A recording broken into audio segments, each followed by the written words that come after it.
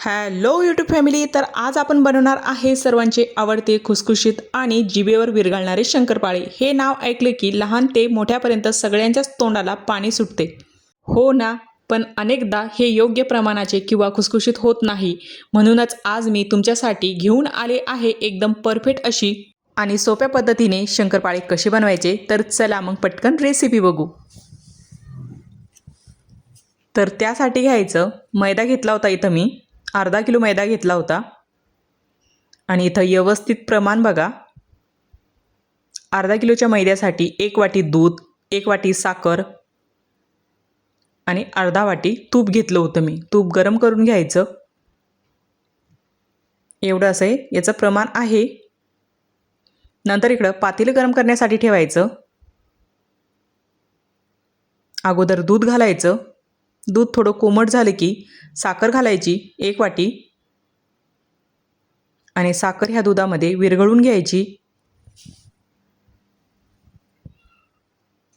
आणि याच्यामध्ये तूप जास्त झालं की आपले शंकरपाळे पण फुटतात. तर त्यासाठी योग्य प्रमाणात इथं तूप घालायचं.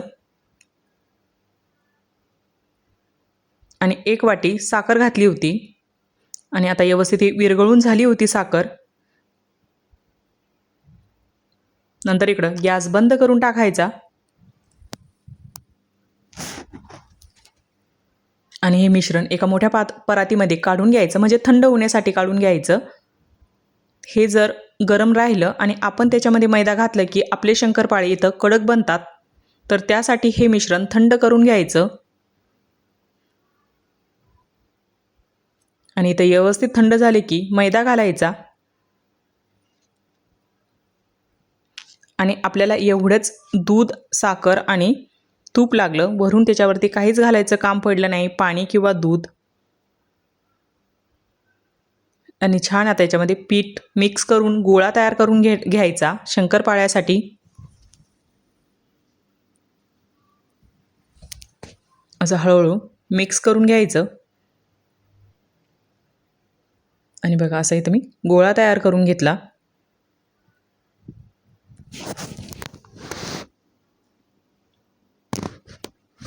आणि छान आता इथं गोळा थोडा मळून घ्यायचा, हा गोळा शंकरपाळ्याचा. आणि व्यवस्थित असा मळून झाला की नंतर त्याच्यावर झाकण ठेवून द्यायचं 10 मिनिटासाठी.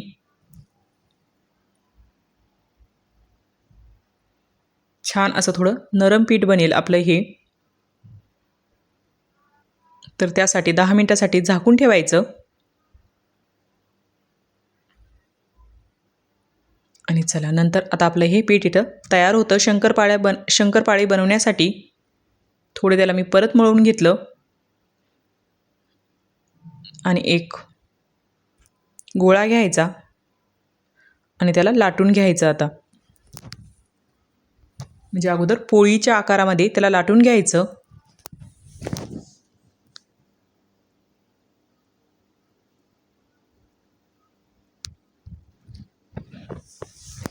आणि असं व्यवस्थित लाटून घेतल्यानंतर त्याच्या ह्या कडा कट करून घ्यायच्या.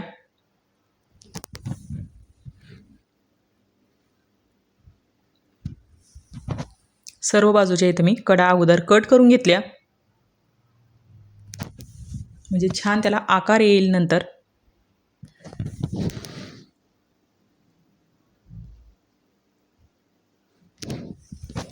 आणि नंतर उभे आडवे कट करून घ्यायचे शंकरपाळे.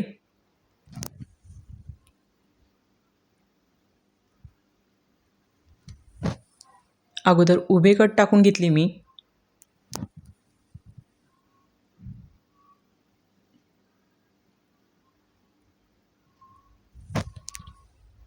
नंतर आडवे कट टाकून घ्यायचे. आणि असे आपले इथं हे शंकरपाळे तयार झाले. आणि खूप कमी वेळेमध्ये ही शंकरपाळे इथं तयार होतात, म्हणजे रेसिपी ही तयार होते. जास्त मेहनतीचं काम नाही. नंतर इकडं पेपर घ्यायचा आणि त्यावरती शंकरपाळे टाकायचे, म्हणजे एकमेकांना चिटकणार नाही.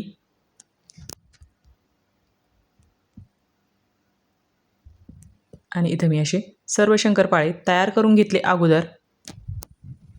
म्हणजे सर्व एकत्रच फ्राय करता येईल मग आपल्याला. तर त्यासाठी सगळे अगोदर इथं मी कट करून घेतले.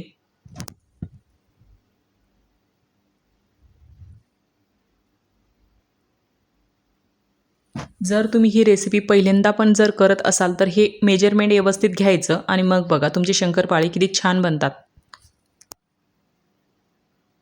आणि चला आता इकडे शंकरपाळी तर तयार झाली होती. नंतर ठेवायची कढई तापायला. त्यात घालायचं तेल आणि तेल गरम करून घ्यायचं व्यवस्थित.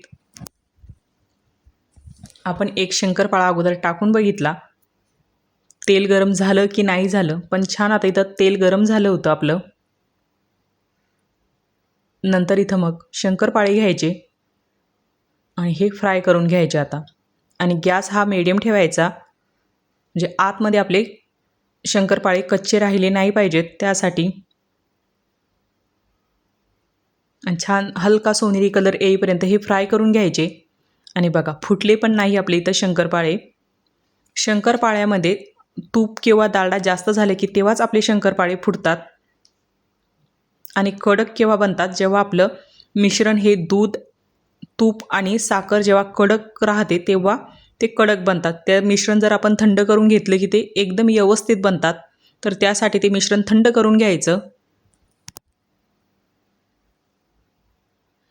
आणि पहा अजिबात आपले शंकरपाळे इथं फुटले नाही.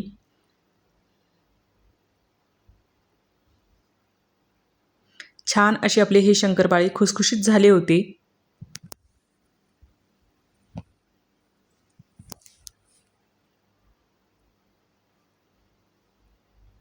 आणि बघा किती झटपट हे शंकरपाळे इथं आपण तयार केले.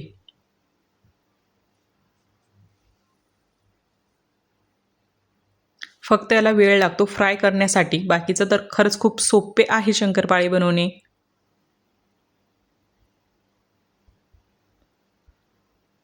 आणि इथं मी सर्व शंकरपाळे फ्राय करून घेतले आणि नंतर तुम्हाला एक फोडून पण दाखवला. बघा किती इझी तो फुटल्या जातो समजा.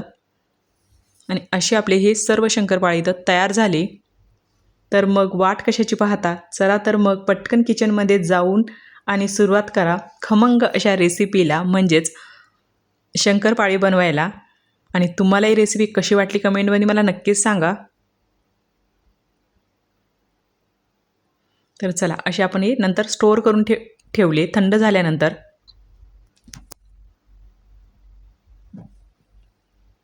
चला मग थँक्यू.